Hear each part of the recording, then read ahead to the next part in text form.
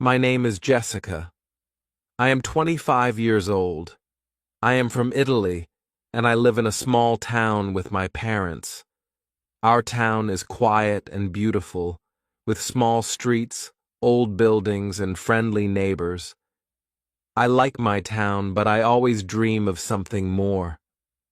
I want to see the world and have new experiences. I want to study in New York City. In my town, I study English at a small school. My teacher says, "Jessica, you are very good at English. You should study in another country." Her words make me happy.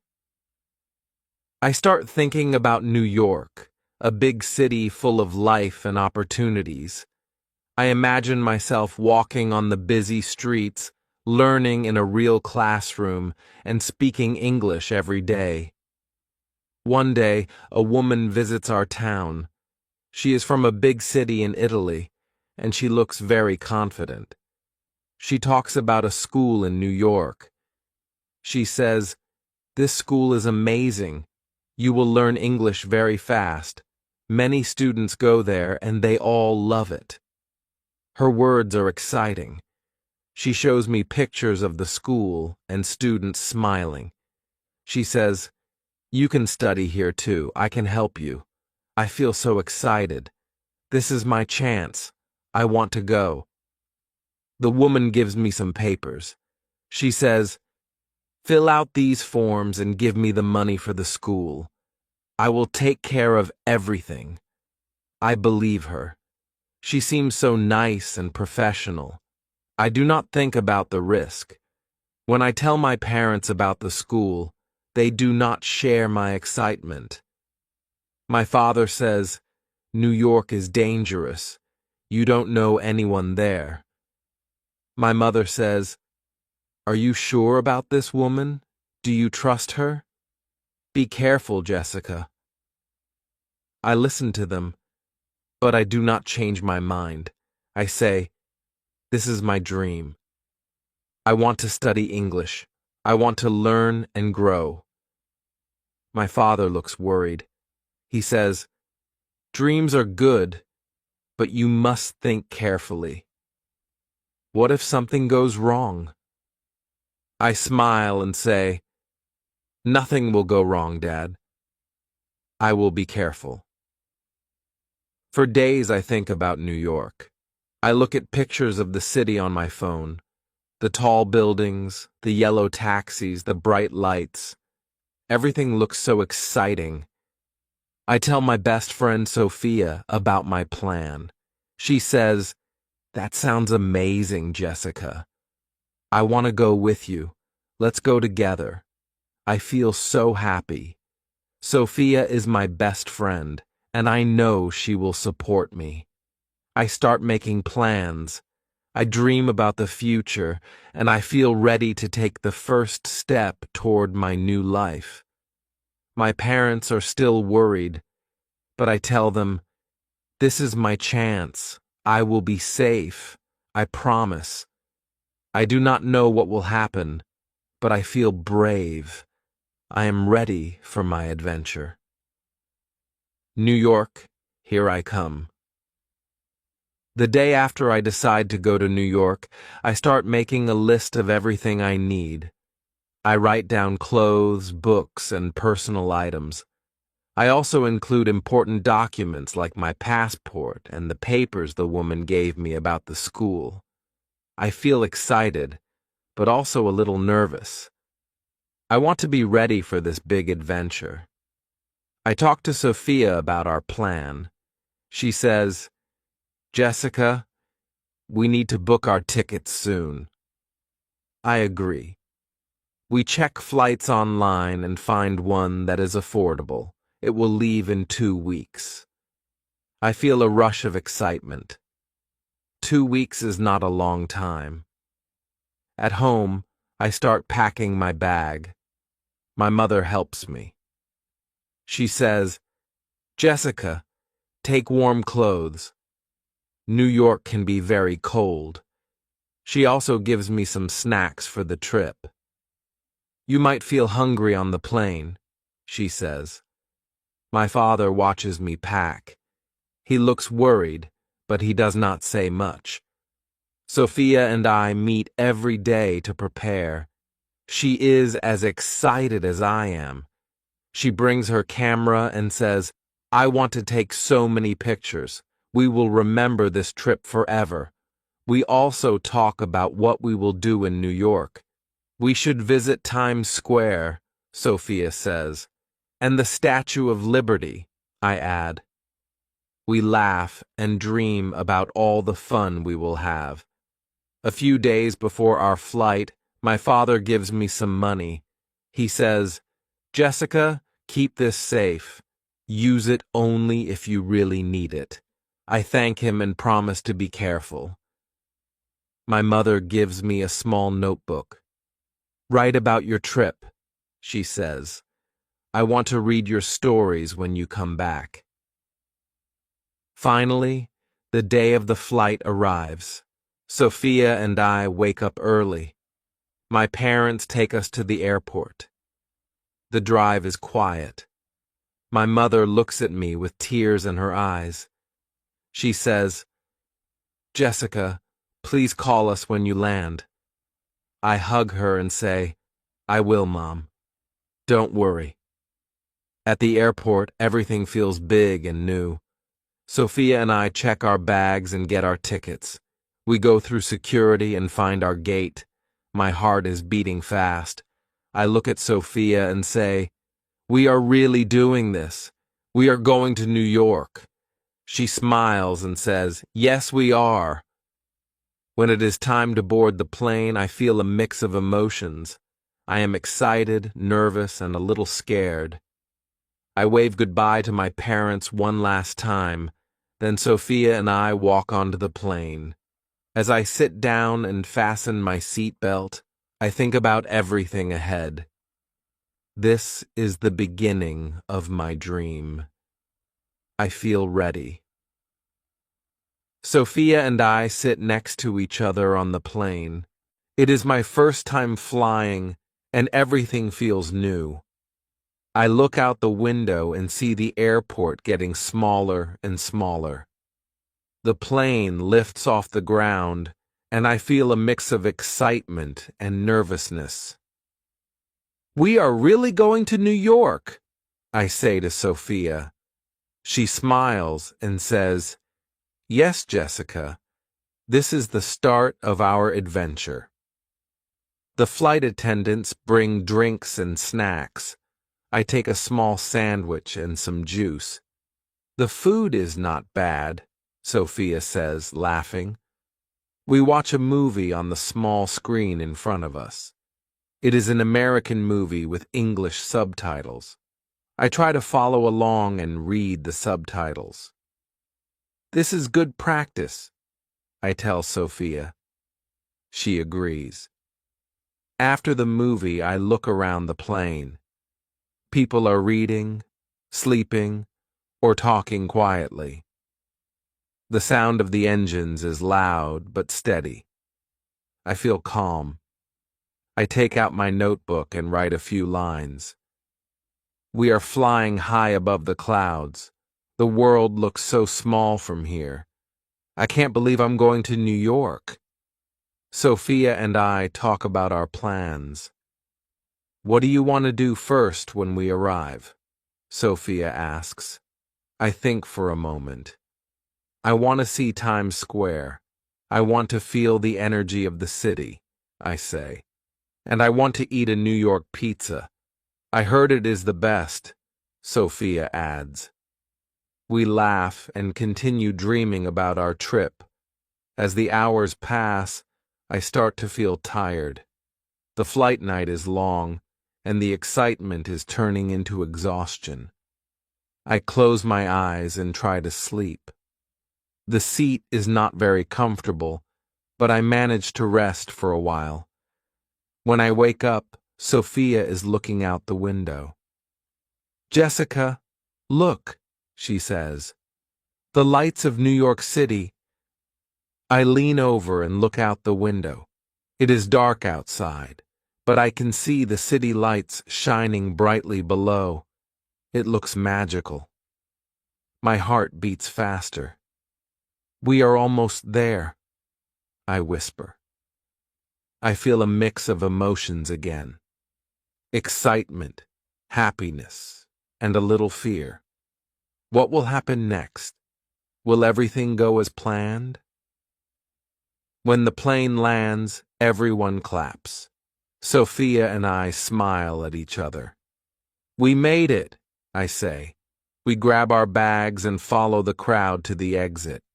As we step off the plane, I take a deep breath. The air feels different. This is it, I think. I am in New York City. My dream is starting now. When Sophia and I arrive at the airport, everything feels big and overwhelming. The signs are in English, and the people around us speak so fast. I try to listen carefully, but it is hard to understand. Stay close to me, I say to Sophia. She nods and holds her bag tightly. We follow the signs to get our luggage. Once we have our bags, we take a taxi to the address the woman gave me. I am so excited. This is it, I tell Sophia. We will see the school soon. The taxi driver is kind and talks to us. He asks, "Where are you from?" I smile and say, "Italy." He says, "Welcome to New York," and I feel happy. But when we arrive at the address, my excitement disappears. The building looks old and empty. I check the paper again. This is the right address, I say, confused. Sophia looks worried. Maybe it's the wrong place, she says. We knock on the door, but no one answers. I call the phone number the woman gave me, but the call doesn't go through. This can't be happening, I whisper. We stand outside the building for a long time, not knowing what to do. Finally, I realize the truth. This is a scam, I say. The school isn't real. My hands start shaking. I open my bag to check my money, but it's gone. Sophia, they took everything, I cry. Sophia looks scared. What do we do now, Jessica? She asks. I don't have an answer. We find a small cafe nearby and sit down. I feel lost. The waiter notices our worried faces and asks, "Is everything okay?" I explain what happened and he shakes his head. "I'm so sorry," he says. "This happens sometimes to tourists. Be careful in this city." The waiter gives us some free coffee and a little advice. "There's a cheap hotel down the street. Maybe you can stay there tonight," he says. I thank him, even though I feel embarrassed. Sophia and I walk to the hotel, but when we ask about a room, the manager says we need payment up front. I try to explain, but he doesn't listen.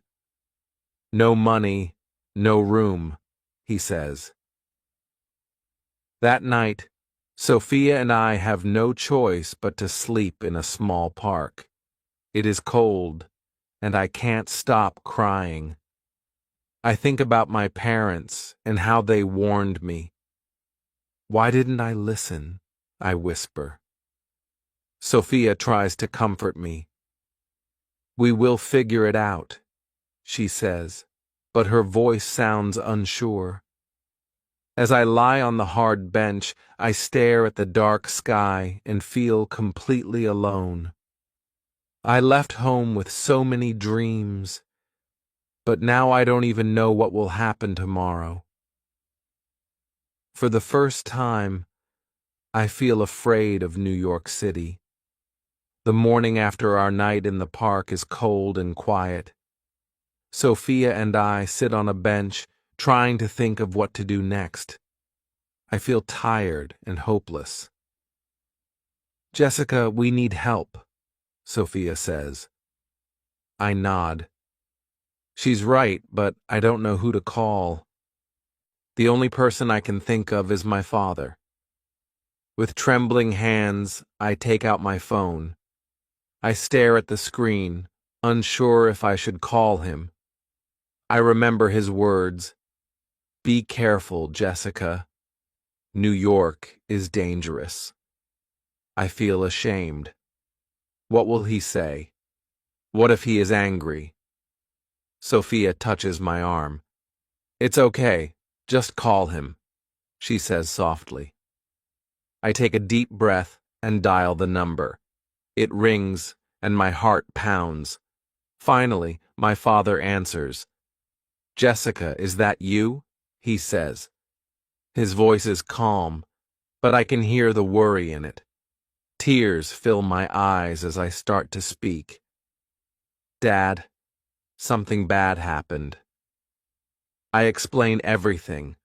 The fake school, the stolen money, and spending the night in the park. My voice shakes, and I can barely finish my sentences. My father listens quietly. When I finish, there is a long silence. Then he says, Jessica, why didn't you listen to me? His words feel like a knife in my heart, but I know he is right. I'm sorry, Dad, I whisper. I didn't know this would happen. He sighs and says, I'm not angry, Jessica. I'm just worried about you. Are you safe now? I look at Sophia, who gives me a small smile. I'm with Sophia. We're okay, but we don't know what to do next, I tell him. My father pauses, then says, I will send you some money. Use it wisely, Jessica. Find a safe place to stay and be careful. His voice is firm but caring. I feel a wave of relief and gratitude. Thank you, Dad. I promise I'll be careful this time, I say. A few hours later, Sophia and I go to a nearby bank to pick up the money my father sent. I hold the cash tightly in my hands, feeling a little safer. We find a small, cheap hostel and check in. The room is tiny, with 2 beds and a small window, but it feels like heaven compared to the park. At least we have a roof over our heads, Sophia says with a smile. That evening, I sit on the bed and think about everything that has happened. I made a mistake, but I also learned an important lesson. I open the notebook my mother gave me and start to write. Today, I learned that dreams can be dangerous if you are not careful, I write. But I also learned that family will always be there for you. Sophia and I make a plan for the next few days. I still want to stay in New York. I don't want this experience to ruin my dream. We can't give up, I tell Sophia. She nods and says, we came here for a reason. Let's make it work. That night, I sleep better than I have in days. I don't know what will happen next, but for the first time, I feel hopeful. After settling into the hostel, I realize I can't waste any more time. I need to find a real school to study English. With Sophia's help, I search online and visit different places in the city. Most schools are expensive, but finally, I find a small language center in a busy part of New York. The name is simple: Learn English Together. The building looks old, but the inside feels warm and welcoming. I meet the teacher, a kind woman named Miss Taylor.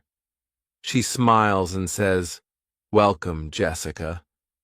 You will learn a lot here."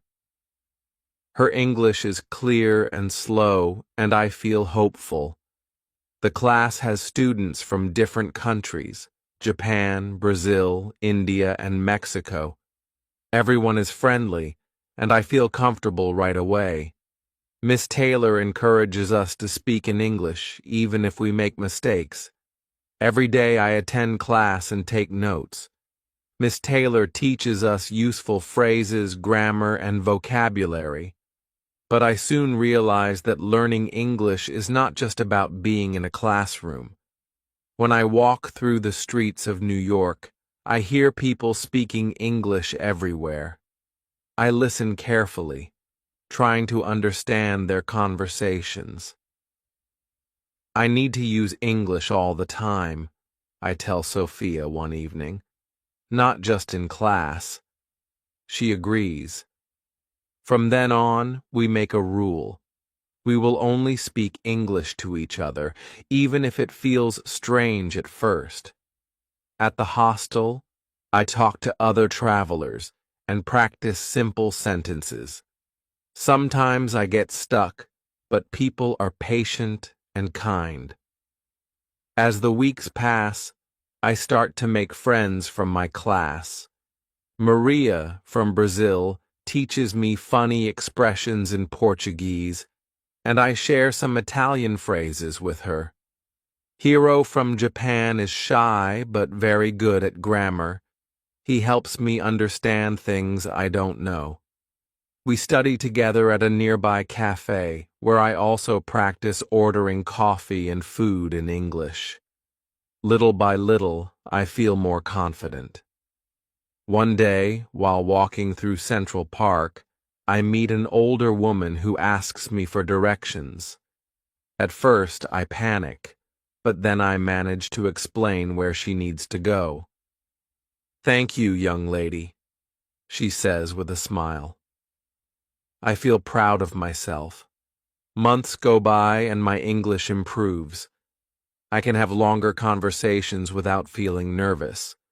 I write an email to my parents and tell them about my progress. "I am okay now," I write. "I learned a lot from my mistakes. New York is hard, but I am stronger." My father replies quickly, saying he is proud of me. His words mean so much to me. One evening, I walk alone through the city. The streets are bright with lights, and people are everywhere. I think about everything that has happened since I arrived: the scam, the struggles, and the lessons. I smile and say to myself, this is just the beginning.